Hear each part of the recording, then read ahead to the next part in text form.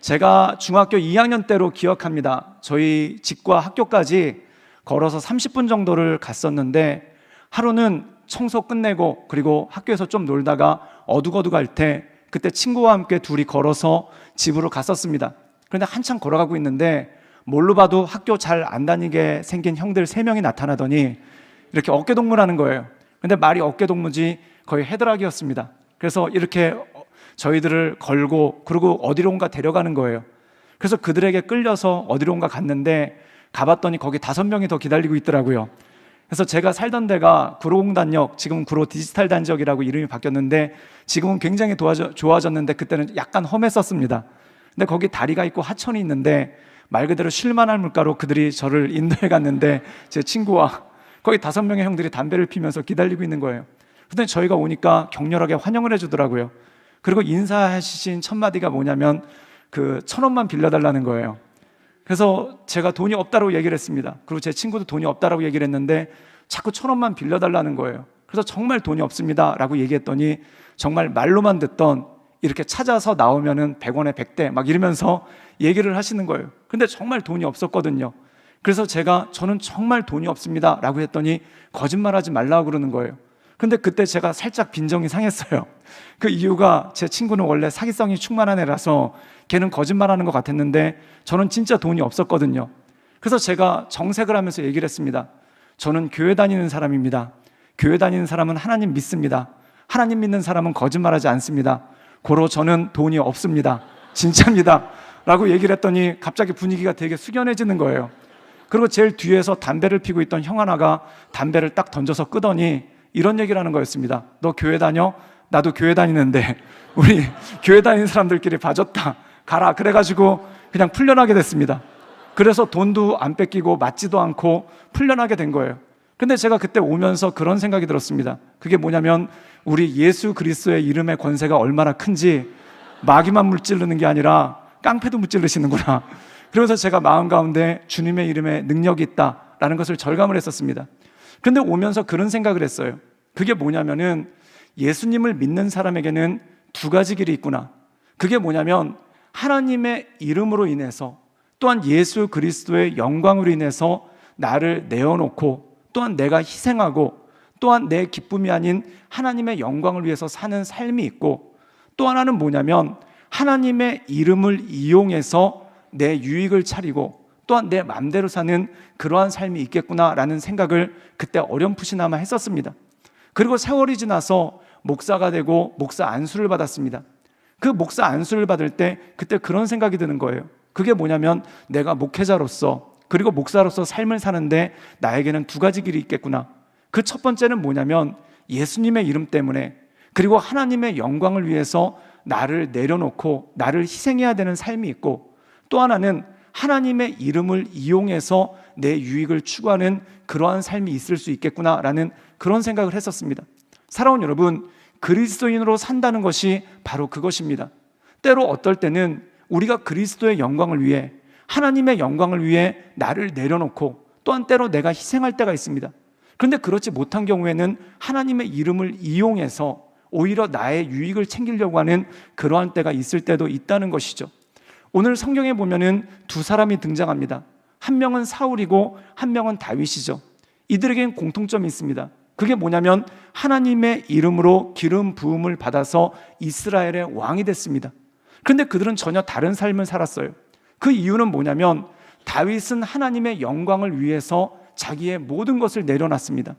그리고 하나님의 영광을 위해서 심지어 미움까지도 내려놓고 도망자의 삶을 살았어요. 근데 그에 비해서 이 사울이라는 사람은 하나님의 영광을 이용해서 그리고 하나님의 이름을 이용해서 자기의 유익을 꾀하는 그러한 삶이 있었던 것을 보게 되죠. 우리가 성경에 보면은 이 사울이라는 사람이 처음으로 이스라엘의 왕이 됐을 때 그에 대해서 이렇게 기록하고 있습니다. 첫 번째 뭐냐면, 그는 인물이 멋있다, 즉 잘생겼다라고 나와요. 제가 성경에 보니까 구약 성경에 3대 미남이 나오더라고요. 첫 번째가 요셉이고, 그리고 2번째가 압살롬이고, 그리고 3번째가 사울입니다. 그런데 이 사울은 이스라엘 사람 중에 가장 잘생겼다라는 그러한 표현을 합니다. 사랑하는 여러분, 성경에서 잘생겼다면 진짜 잘생긴 것이에요. 정말 잘생긴 거예요. 그런데 이 사람이 잘생긴 걸로만 끝난 것이 아니라 또 하나가 뭐냐면은 키가 컸다. 다른 사람들보다 머리 하나가 컸다고 나와요. 그 의미는 무엇이겠습니까? 진짜 키가 크다는 의미도 있겠지만 돋보인 사람이었다는 거예요.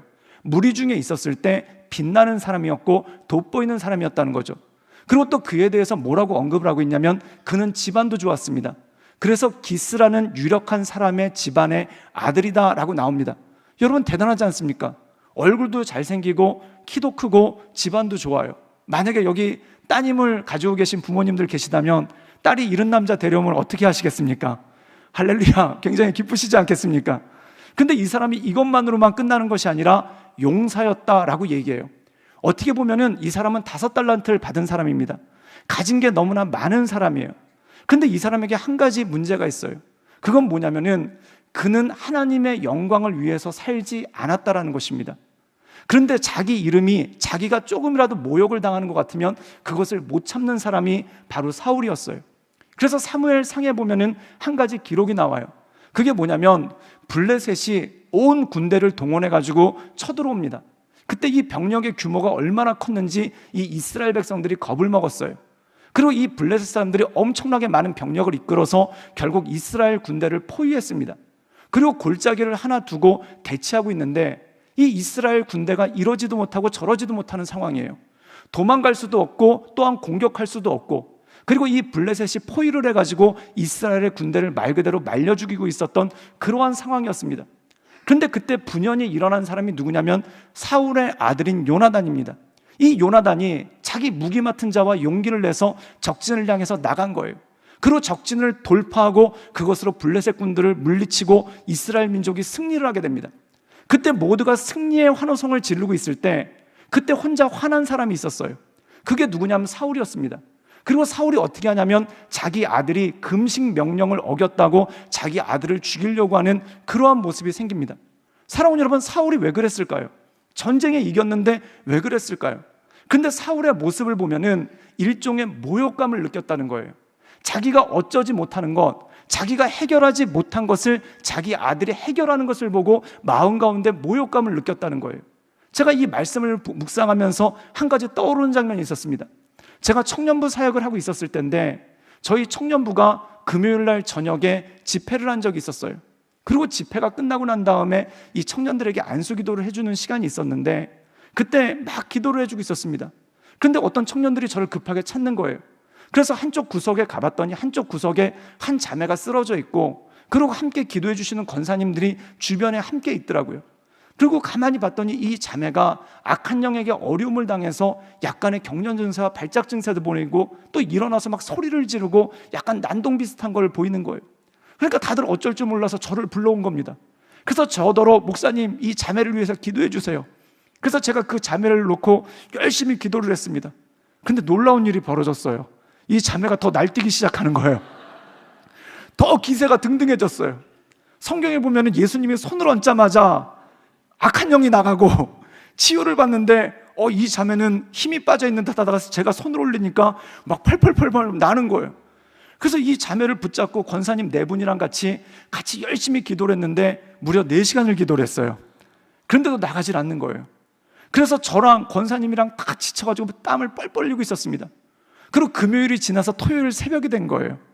그래서 토요일 새벽이 될 때까지 막 기도를 하고 있는데 토요 새벽 예배를 드리려고 준비하는 찬양팀이 왔어요. 그리고 그 찬양팀을 인도하는 전도사님이 같이 왔는데 그 전도사님이 저보다 나이도 어리고 그리고 대학원도 신학대학원도 후배예요. 근데 그 전도사님이 예배 준비를 해야 되는데 제가 그 자매를 붙잡고 쩔쩔매고 있는 모습을 보니까 잠깐 목사님 잠깐만 뒤로 물러나 주세요. 제가 한번 해볼게요. 그런 거예요. 그래서 저도 빨리 냉큼 뒤로 물러났어요.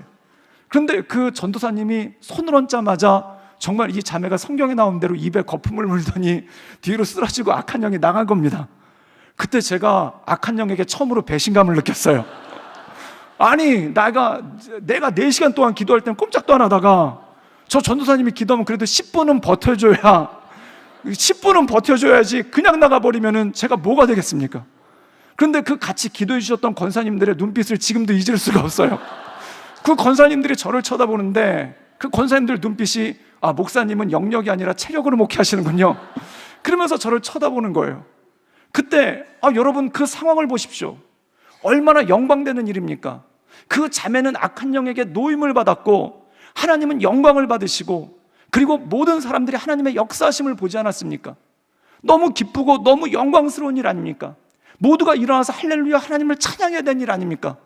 근데 그때 제 마음 가운데는 어떤 마음이 드냐면 일종의 모욕감이 들기 시작하는 거예요. 그 모욕감이 뭐냐면 내가 해결하지 못한 것을 나보다 훨씬 어리고 후배이신 전도사님이 해결한 것을 보고 마음 가운데 모욕감이 들기 시작하는 거예요. 사랑하는 여러분, 사울이 그랬다는 거예요. 이 사울이 이스라엘 군대에게 와서 이 블레셋 군이 하나님을 모욕을 합니다. 그리고 이스라엘 군대를 모욕을 합니다. 그런데 그 모욕 앞에서는 그가 눈 하나도 깜짝하지 않아요.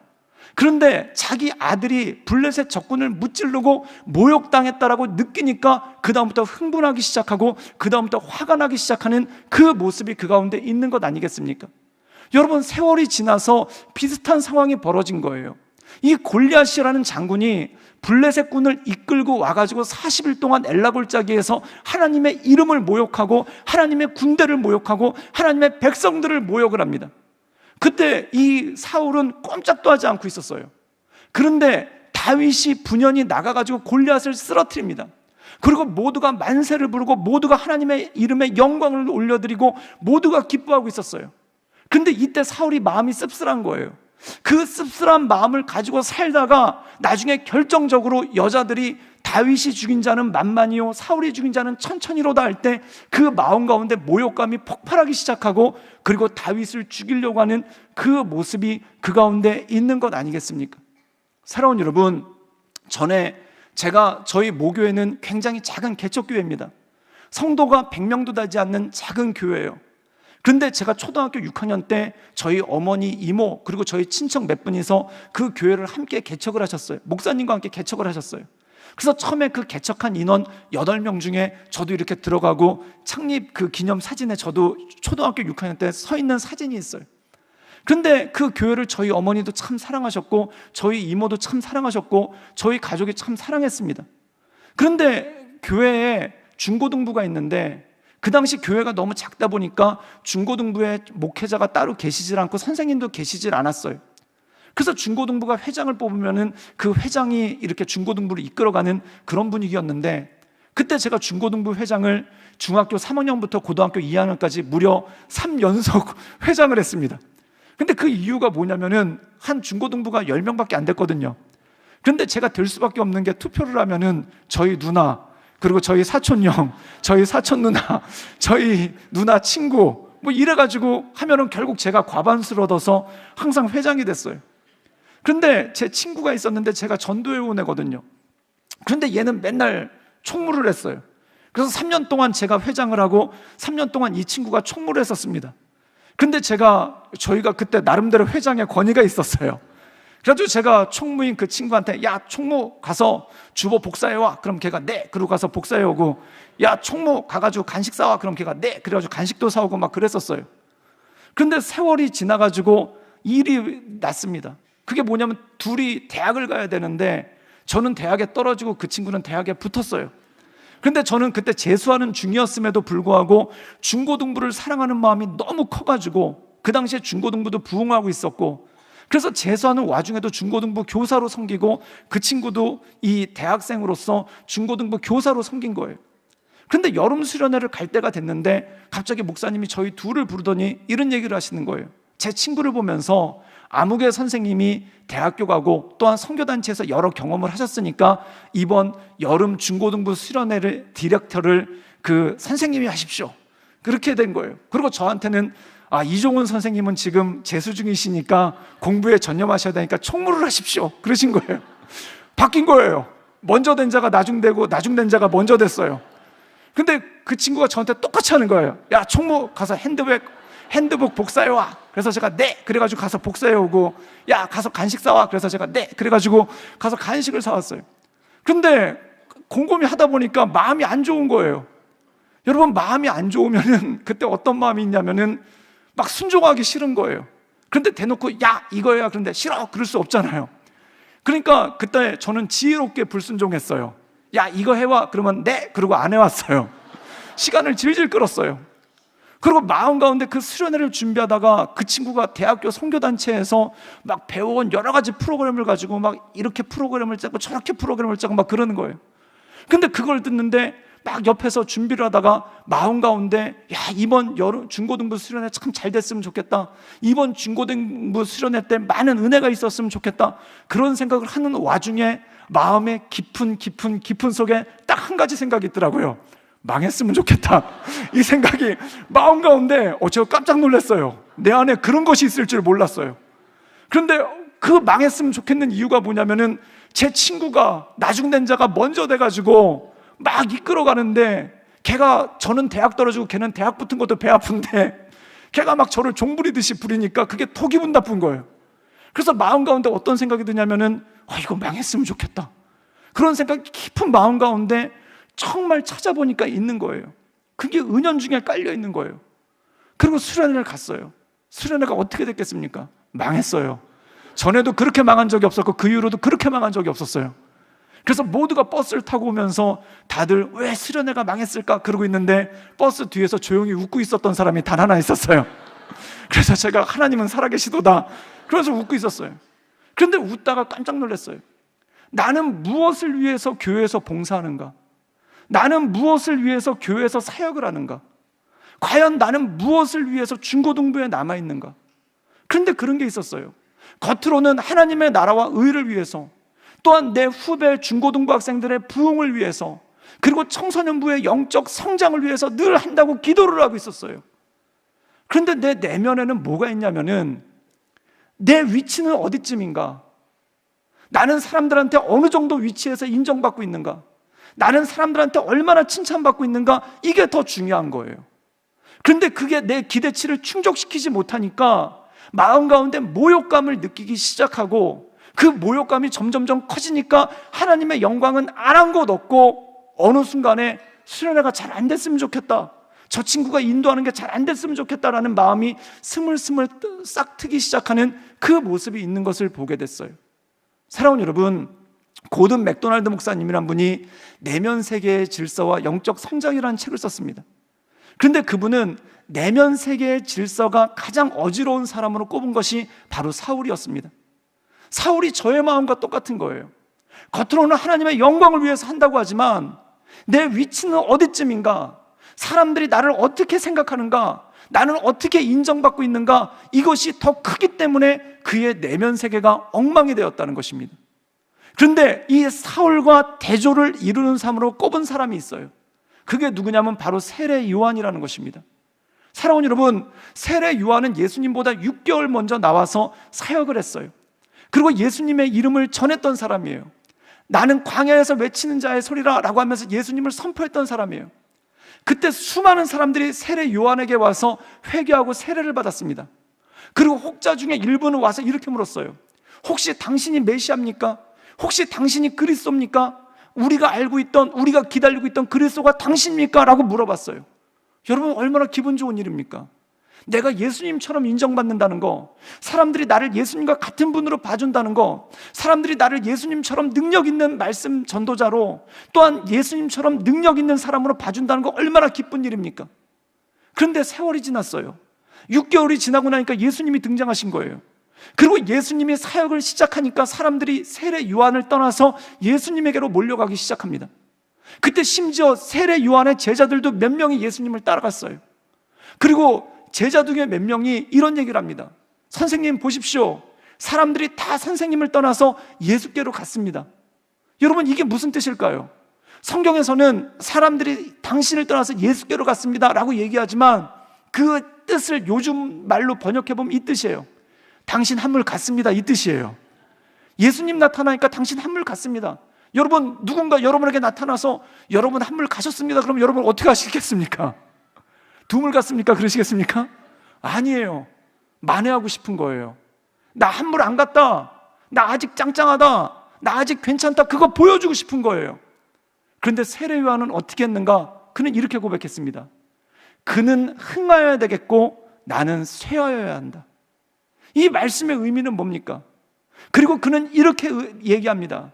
예수님은 신랑이고 나는 들러리다. 신랑이 나타났으니 들러리가 자리를 비켜주는 것은 당연한 것이 아닌가?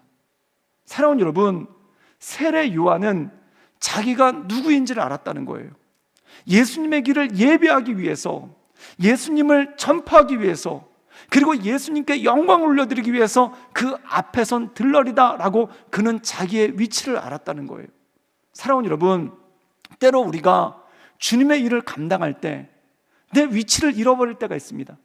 또한 내 사명이 무엇인지, 그리고 하나님께 영광 올려드리는 것이 무엇인지 그것을 잃어버릴 때가 있어요.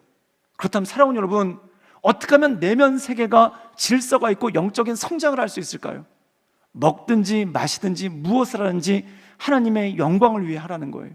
사랑하는 여러분, 아마 여기 계신 분들 많은 봉사하실 것입니다. 또한 많은 여러 자리에서 주님의 일들을 감당하실 것입니다. 또한 교회뿐만 아니라 내 삶의 자리에서, 가정에서 많은 일들을 감당하실 거예요. 그런데 여러분 내면에 이 질문을 꼭 하시길 바랍니다. 이것이 하나님께서 좋아하시는 일인가? 이것이 하나님께 영광이 되는 일인가? 사랑하는 여러분, 하나님의 영광을 위해서 사는 사람은 어떤 사람입니까? 그 질문을 하는 거예요.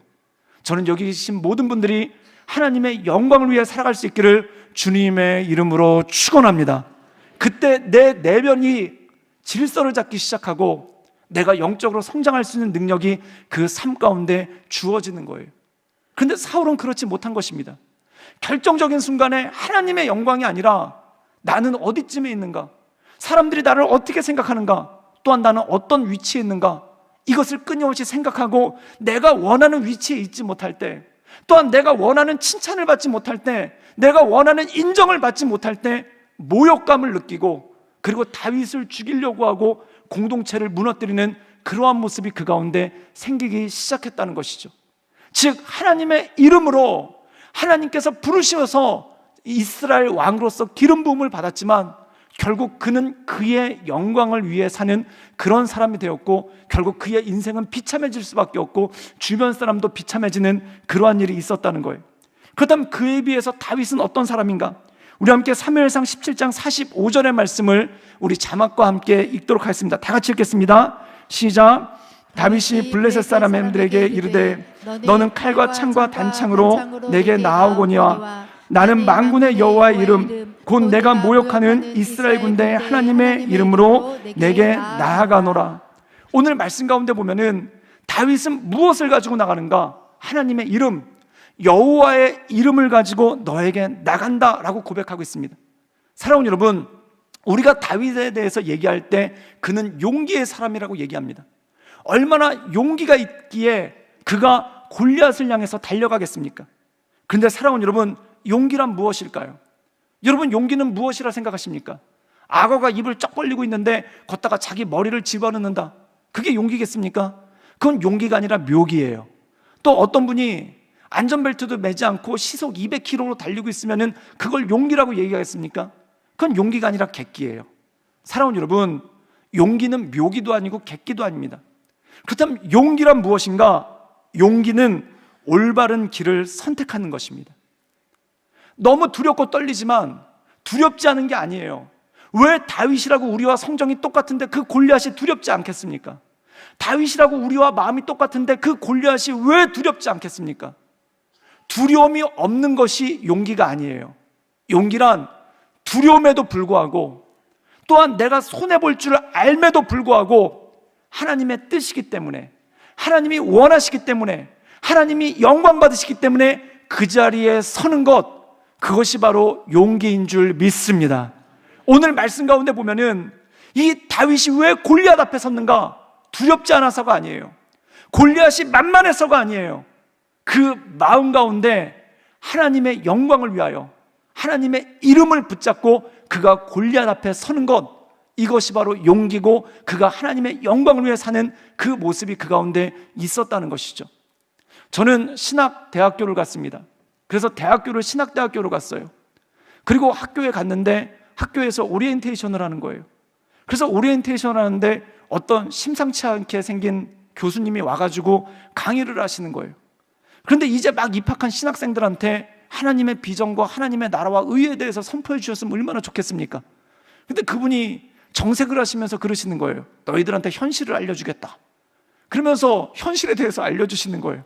그게 뭐냐면 도표를 보여주시는데 막 교회가 감소를 하고 있어요. 성도 숫자가 감소를 하고 있어요. 그리고 교회가 막 이렇게 신도시에 개척을 하면은 5년도 못 버티고 문을 닫는 교회가 90%가 넘는다는 거예요. 그러면서 뭐라고 이분이 말씀하시냐면은 한국 교회가 계속 감소세에 있고, 그리고 어린아이들도 계속 교회를 떠나고 있고, 교회가 소멸되고 있으니까 너희가 이 신학교를 졸업하고 나중에 목사 안수를 받고 목회할 때쯤에는 너희가 목회할 수 있는 교회가 없을 수도 있다라는 그런 얘기를 하시는 거예요. 그래서 마지막에 이런 질문을 하시더라고요. 자네 정말 그 길 가려나? 그때 다들 손수건했어요. 마음이 안 좋은 거예요. 그 강의를 듣고 나니까 어떤 생각이 드냐면 마치 가라앉고 있는 난파선에 내가 마지막으로 탑승한 게 아닌가, 이런 생각이 들면서 마음이 안 좋은 거예요. 그래서 그날 저녁에 기도실에 가가지고 기도를 했습니다. 주님, 어떻게 했으면 좋겠습니까? 교수님이 그렇다는데 어떻게 했으면 좋겠습니까? 정말 가라앉는 배에 제가 올라탄 겁니까? 정말 제가 목회할 때는 정말 교회가 텅텅 비어서 제가 사역할 교회가 없겠습니까? 그러면서 막 기도를 했어요. 그런데 한 가지 이런 생각이 떠오르더라고요. 그게 뭐냐면 초대교회 이래로 교회가 위기가 아니었던 적이 단 한 번이나 있었습니까? 그런데 그 위기를 닥칠 때마다, 교회 어려움이 있을 때마다 하나님께서 영적인 거목들을 세우셔서 그들을 통해서 교회를 갱신시키시고 교회를 부흥시키시고 또한 많은 사람들이 주께로 올 수 있도록 복음을 전파하는 그런 역사가 있지 않았습니까? 그래서 그때 저 혼자 뜨거웠어요. 그래가지고 아무도 없는 기도실에서 저 혼자 막 펄펄펄 뛰면서 주님, 제가 여기 있습니다. 그리고 저를 드립니다. 그리고 저를 그런 영적 거목으로 써주십시오. 그리고 막 저 혼자 울기도 하고 웃기도 하고 걷기도 하고 뛰기도 하고 그러면서 막 헌신을 했어요. 그러고 난 다음에 그 뜨거운 마음을 가지고 학교 오리엔테이션으로 와서 저희 모교회에 계셨던 목사님한테 제가 그랬어요. 한국 교회를 위해서 제가 사역을 해야 되겠습니다. 사역을 시켜주십시오. 그래서 신학교 1학년 때부터 제가 교육전도사로 저희 모교회에서 사역을 했습니다. 그래서 중고등부를 맡았어요. 그래서 그 중고등부에서 정말 뜨겁게 기도하고 말씀 전하고, 그리고 중고등부 학생들과 함께 성경 공부하고 정말 열심히 사역했어요. 그때 놀라운 일이 벌어지더라고요. 50명 모이던 중고등부가 불과 3개월 만에 30명으로 줄어들더라고요. 그때 깜짝 놀랐어요. 아니, 이렇게 열심히 했는데 왜 줄어들까? 그러니까 목사님께도 되게 민망하고 학생들한테도 민망하고 되게 좀 그런 거예요. 그래가지고 나름 결심을 했어요. 여름 수련회, 그래 여름 수련회 가가지고 은혜를 받아서 우리가 다 뜨거워서 성령 충만한 중고등부가 돼야 되겠다. 그래서 어떤 기도원에 갔어요. 그 기도원이 얼마나 성령 충만한 기도원인지 거기 가면 방언을 많이 받는데요. 그래서 어떤 분이 얘기하시기를 그 기도원에서는 강아지도 지나가면 방언을 받을 수 있다, 뭐 그런 신령한 기도원입니다. 거기 중고등부 학생들 데리고 갔어요. 그런데 더 놀라운 일이 벌어졌어요. 불길한 느낌은 틀린 적이 없죠. 아무도 방언 받지 못하고 애들이 거기서 뛰어놀다가 30년 넘은 찬장 하나 깨고 와가지고 그거 물어주느라고 정말 목사님께 정말 목사님 돈 좀 보내주세요 그러고 왔습니다. 마음 가운데 낙심이 되는 거예요. 그래가지고 마음 가운데 낙심이 돼서 그런 생각이 들었어요. 아, 내가 열심히 사역하면은 100년 만에 망할 한국교회가 50년 만에 망할 수도 있겠구나라는 그런 생각이 들었어요. 그래서 2학기 때 신학교 복학하고 난 다음에 그때 그런 생각이 들었어요. 정말 이 길이 맞을까? 아니, 내가 게을르게 사역한 것도 아니고, 그리고 말씀 묵상을 안 한 것도 아니고, 기도를 안 한 것도 아니고, 이렇게 열심히 사역했는데 왜 중고등부가 오히려 감소하고 애들이 은혜도 못 받고 시험도 들고 이렇게 힘들까? 그 생각이 들었어요. 그래서 고민하다가 그때 2학기 때 그런 생각이 들었습니다. 아, 나는 목회가 아닌가 보다. 그냥 떠나려면 빨리 떠나는 게 좋겠다. 그래서 한참 생각하고 기도하고 자퇴할 생각을 했어요. 그래서 자퇴서를 써가지고 그 낮에 학교 교무과에 이렇게 가고 있는데, 그런데 교무과를 지나가려면 저희 학교 옆에 조그만 운동장이 있었거든요. 그런데 그 운동장에서 그 어떤 애들이 야구를 했는데 정식 공을 가지고 하는 야구가 아니라 그 공사장에서 쓰는 쇠파이프를 들고 깡통을 갖다가 이렇게 때리면서, 왜 대학생들이 그러고 놀았는지 모르겠어요. 근데 그러고 그거 야구를 하고 있는 거예요. 그래서 걔네들을 갖다가 되게 한심한 눈으로 바라보고 저는 교무과를 위해서 갔는데, 그 중에 한 명이 이 쇠파이프를 휘둘렀는데 그걸 놓친 거예요. 그래가지고 그렇죠, 불길한 거는 틀린 적이 없어요. 그게 날라와서 제 머리에 맞은 거예요. 그래가지고 기절을 했어요. 눈 떠보니까 근처에 있는 병원 응급실에 실려와 있더라고요. 그래가지고 막 쇠파이프에 맞았다니까 막 엑스레이도 찍고 다 찍었는데 놀랍게도 아무 이상도 없고 그냥 피부만 찢어졌대요. 그래서 거기 저 수술하시던 교수님이 놀라시더라고요. 아니 어떻게 쇠파이프에 맞았는데 뼈도 안 상하고 뇌도 안 상하고 피부만 찢어질 수 있냐고. 그래가지고 그때 따라왔던 친구들이 그런 얘기를 했어요. 하나님께서는 저를 진흙으로 만들지 않고 돌로 만드신 것 같다고. 그래서 수술 받고 꼬매고 그리고 하루 있다가 아무 이상이 없어가지고 그러고 왔습니다. 그래서 머리에 붕대를 칭칭 갖고 왔는데 정작 그 잣에서는 피가 너무 많이 묻어가지고 제가 오른손에 꼭 쥐고 있었대는데 그래서 그 간호사가 수술하다 갖다 버렸대요. 그래가지고 그냥 왔어요. 그래서 기숙사에 집에 갈 수가 없어가지고 기숙사 친구 방에 들어가가지고 머리를 싸매고 그렇게 누워 있었습니다. 그리고 좀 괜찮아져서 한 이틀인가 지나가지고 나왔어요. 그래서 도서관에 있다가 도서관의 난간에서 테라스에서 제 친구랑 이렇게 커피를 한 잔 마시면서 그 종이컵에 있는 커피를 한 잔 마시면서 또 여러 가지 얘기를 했어요. 그래서 아무개야, 나는 아무래도 사역이 아닌 것 같아. 그래가지고 학교 그만둘까 봐 그러면서 막 이렇게 얘기를 하고 있었는데 이렇게 손등을 봤는데 손등이 좀 따끔한 거예요. 그래가지고 봤더니 쥐네 한 마리가 제 손등을 이렇게 지나가고 있다가 제가 쳐다보니까 저를 물고 도망을 갔어요. 근데 쥐네가 그렇게까지 붙는다고 안 그러거든요. 근데 손이 붓기 시작하는데 1시간 지나니까 왼쪽 손을 불렸는데 여기 어깨까지 막 붓기 시작하는 거예요. 그래가지고 또 응급실에 갔어요. 119 타고 응급실에 갔어요. 그래서 주사 맞고 그리고 또 경과를 본다고 하루 입원했다가 그 다음날 팔에 붕대를 갖다가 엄청 감고 그러고 돌아왔어요. 기숙사에 들어왔더니 머리에 있는 붕대 감고 팔에 또 여기 붕대 감아가지고 들어오니까 기숙사에 있던 선배 형이 야, 넌 전쟁터 다녀왔나? 그러더라고요. 아, 진짜 제 인생이 전쟁 같았어요.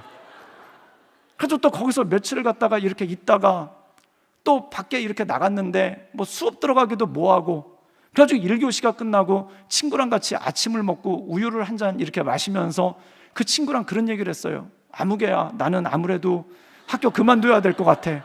그러면서 둘이 이렇게 산책을 했어요. 1교시도 안 들어가고 둘이 같이 산책을 했어요. 예, 불길한 예감은 늘 틀리지가 않아요. 근데 그때 학교에서 맨홀 공사를 하고 있었는데 그 공사를 한다고 맨홀 뚜껑을 열어놓은 거예요. 예, 불길한 느낌은 틀리지 않아요. 두 사람이 함께 길을 걷다가 왜 저만 빠지는 겁니까? 그래가지고 제가 거기에 딱 빠지는 순간에 옆구리를 그 옆에 되게 세게 부딪혀가지고 빠지는 순간 숨을 못 쉰 거예요.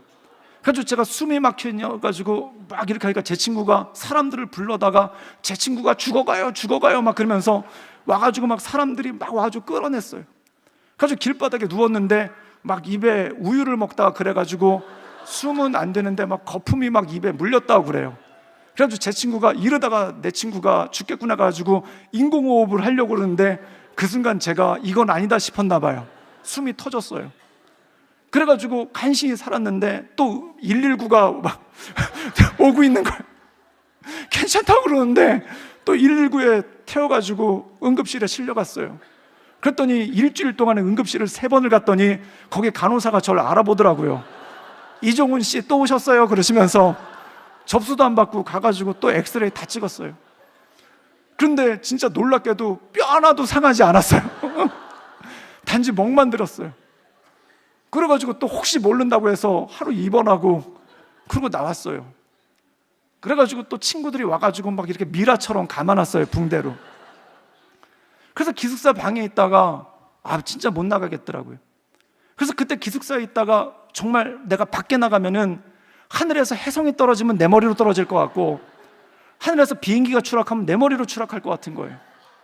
그래서 못 나갔어요. 남들은 다 이렇게 웃었는데 저는 웃을 수가 없었어요. 그래가지고 그때 기숙사에 있으면서 그런 생각이 들었어요. 그게 뭐냐면 주님, 부르셨으면 능력을 주시든지 능력을 안 주시면 부르시지를 만들지 저를 왜 부르셔서 이런 모욕과 이런 험한 일을 당하게 하십니까? 그래서 기도를 했어요. 그러고 나서 진짜 학교 또 자퇴한다고 그러면 신학교 떠난다고 그러면은 진짜 무슨 일이 생길지 몰라서 그냥 인내하면서 하나님 무서워서 살다 보니까 지금까지 왔습니다. 그런데 감사합니다. 그런데 그때 하나님께서 저에게 굉장히 강렬하게 주셨던 말씀이 있어요. 우리 함께 갈라디아서 6장 9절 말씀 한번 읽어볼까요? 다 같이 읽겠습니다. 시작. 우리가 선을 행하다 낙심하지 말지니 포기하지 않으면 때가 이름에 거두리라. 선을 행하다 낙심하지 말지니. 물론 선에는 여러 가지 의미가 있겠죠. 그런데 하나님께서 부르신 부르심의 자리가 있고 하나님께서 인도해 주신 인도의 자리가 있는 거예요. 저는 하나님께서 분명히 신학교로 불러주셨어요. 그런데 저는 제가 아니라고 생각했어요. 왜? 능력이 없으니까. 다른 사람만큼 탁월하게 하지 못하니까. 그리고 내 사역에 열매가 없으니까 나는 이게 내 길이 아니라고 생각했어요. 그런데 이런 말씀이 나오더라고요. 낙심하지 말지니 포기하지 않으면 때가 이름에 거두리라. 사랑하는 여러분, 이것이 하나님의 역사인 줄 믿습니다. 하나님이 나를 창조하셨어요. 우리를 창조하셨어요. 하나님이 나보다 나를 더 잘 아세요. 그런데 나는 너무 쉽게 판단해요. 나에 대해서 너무 쉽게 판단해요. 많은 부모님들이 계신데 그 자녀들 하나님께서 창조하셨어요. 그런데 많은 부모님들이 그 자녀 너무 쉽게 생각해요. 너무 쉽게 판단해요. 이거다 아니다 너무 쉽게 결정해요. 그러나 사랑하는 여러분, 선을 행하다 낙심치 말지니 포기하지 않으면 때가 이름에 거둘 줄 믿습니다. 아무리 응답이 없어서 나는 기도의 은사가 없나? 그래도 그 기도의 자리 지키시기를 주님의 이름으로 축원합니다. 나는 아무리 사역해도 열매가 없는데 나는 은사가 없는가? 그래도 그 자리 지키시기를 주님의 이름으로 축원합니다.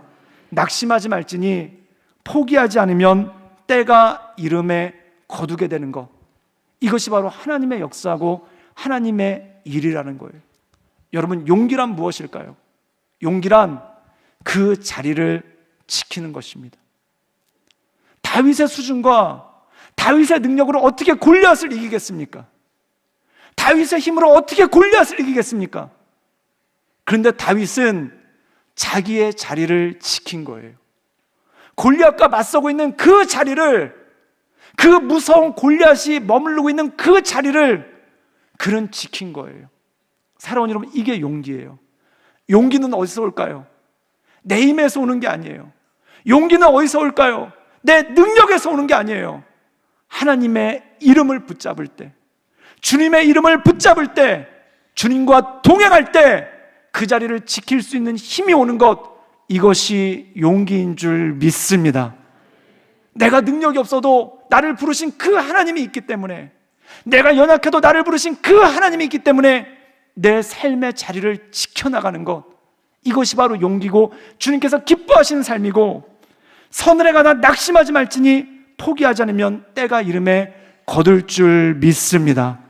성경에 보면은 참 놀라운 장면이 나와요. 우리 함께 사무엘상 17장 4절에서 7절까지 말씀을 읽어볼까요? 다 같이 읽겠습니다. 시작. 블레셋 사람들의 진영에 싸움을 도두는 자가 왔는데 그의 이름은 골리앗이요 가드 사람이라. 그의 키는 6규빗 한 뼘이요 머리에는 노투구를 썼고 몸에는 비늘 갑옷이 있었으며 그 갑옷의 무게가 놋 5,000세겔이며 그의 다리에는 놋 각반을 찼고 어깨 사이에는 놋 단창을 메었으니 그 창자루는 배틀째 같고 창날은 철 600세겔이며 방패는 자가 앞서 행하더라.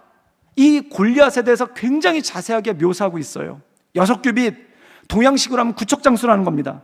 머리에는 노투구를 썼고 비늘 갑옷을 입었는데 그 무게가 5,000세겔이라.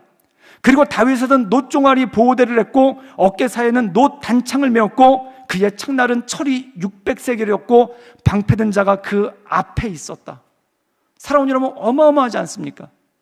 왜 골리앗 앞에 나가지 못할까요? 골리앗 같지 못하기 때문에 그런 거예요. 골리앗 같지 못하니까 골리앗 앞에 서지를 못하는 거예요.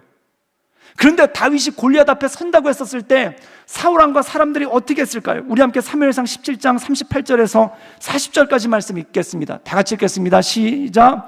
이에 사울이 자기 군복을 다윗에게 입히고 노투구를 그의 머리에 씌우고 또 그에게 갑옷을 입히매 다윗의 칼을 군복 위에 차고 익숙하지 못하므로 시험적으로 걸어보다가 사울에게 말하되 익숙하지 못하니 이것을 입고 가지 못하겠나이다 하고 곧 벗고, 40절입니다. 손에 막대기를 가지고 시내에서 매끄러운 돌 5을 골라서 자기 목자 제구 곧 주머니에 넣고 손에 물매를 가지고 블레셋 사람에게로 나아가니. 사랑하는 여러분, 다윗이 골리앗 앞에 나간다고 하니까 사울과 사람들이 어떻게 합니까? 골리앗처럼 만들려고 하는 거예요. 골리앗처럼 갑옷 입히고 골리앗처럼 창으로 무장시키고 골리앗처럼 방패를 들려주려고 하는 거예요. 그런데 다윗이 어떻게 했는가? 그 모든 것을 벗어버리고 손에 막대기와 물매를 들고 갑니다. 목동의 모습, 군인의 모습이 아니라 목동의 모습으로 나갔다라는 거예요. 사랑하는 여러분, 골리앗을 이기기 위해 골리앗처럼 입은 게 아니라 골리앗에게 나가는데 하나님께서 자기를 부르신 그 모습, 목동의 모습, 그 모습을 가지고 나가서 이겼다라는 거예요. 사랑하는 여러분, 그 이유가 뭘까요? 골리앗을 주목한 것이 아니라 하나님을 바라보는 삶. 나를 부르신 하나님, 나를 지으신 하나님, 나를 창조하신 하나님, 그 하나님을 바라볼 때 내가 가지고 있는 능력으로, 내가 하나님께서 내게 주신 힘으로, 하나님께서 나를 부르신 그 부르심의 모습으로 골리앗 앞에 나갈 때 승리한 줄 믿습니다. 사랑하는 여러분, 사람이 주님 안 쳐다보면은 자꾸 다른 거 바라보면서 우월감을 느끼든지 열등감을 느끼지 하는 거예요. 골리앗은 저렇게 무장했는데 골리앗과 싸우려면 나도 골리앗처럼 무장해야 되는 거 아닌가? 세상에서 이렇게 나오는데 나도 세상에서 승리하려면 이렇게 해야 되는 것 아닌가? 자꾸 세상 것을 주목하는 거예요. 여러분, 사울과 다른 군대들이 골리앗 앞에 나가지 못한 이유가 뭡니까? 자기들의 창의 무게와 자기들의 무장의 무게와 골리앗의 무게를 비교해 보니까 차원이 다른 거예요. 그러니까 그 앞에 나가지를 못하는 겁니다. 근데 다윗은 어떤 모습으로 갑니까? 자기를 부르신 모습, 목동으로 부르신 그 목동의 모습으로 나갈 때 하나님께서 그에게 승리를 주시는 줄 믿습니다. 우리에게 힘은 없지만, 우리에게 능력은 없지만 사람의 능으로 되는 것이 아니라, 힘으로 되는 것이 아니라 주님의 성령으로 우리가 모든 것을 이겨나갈 줄 믿습니다. 성도는 누구입니까?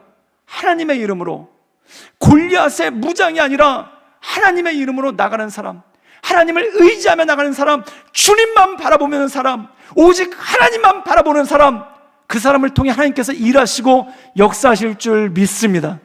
성경에 보면은 사도행전 16장에 사도 바울이 빌립보에서 전도를 하다가 억울하게 감옥에 갇혀요. 그래서 매를 맞았습니다. 그리고 감옥에 갇혔습니다. 여러분, 그의 처한 상황을 보세요. 억울함이 앞서고, 그리고 눈물이 나고, 그리고 내일 어떻게 될지 모르는 두려움이 그 가운데 있지 않겠습니까? 여러분들 만약에 노방전도 하다가, 누구랑 같이 노방전도 하다가 억울한 일 당하고 매를 맞고 감옥에 갇혔다고 생각해 보세요. 그럼 여러분 그 안에서 뭐 하시겠습니까? 만약에 저도 그 말씀을 묵상해 봤어요. 제가 저희 교회에서 함께 사역하시는 목사님과 함께 전도를 하다가 그렇게 억울한 일을 닥쳐서 감옥에 갇혔다. 그러면 저는 묵상할 때 그런 생각이 들었어요. 전 그럴 것 같아요. 그 목사님 원망할 것 같아요. 내가 그때 전도하지 말자고 그랬잖아요. 내가 그때 귀신 쫓아내지 말자고 그랬잖아요. 왜 해자고 그래가지고. 그리고 이런 짐승만도 못한 나를 왜 여기다 가뒀을까? 그 생각이 머리에 꽉 찼을 거예요.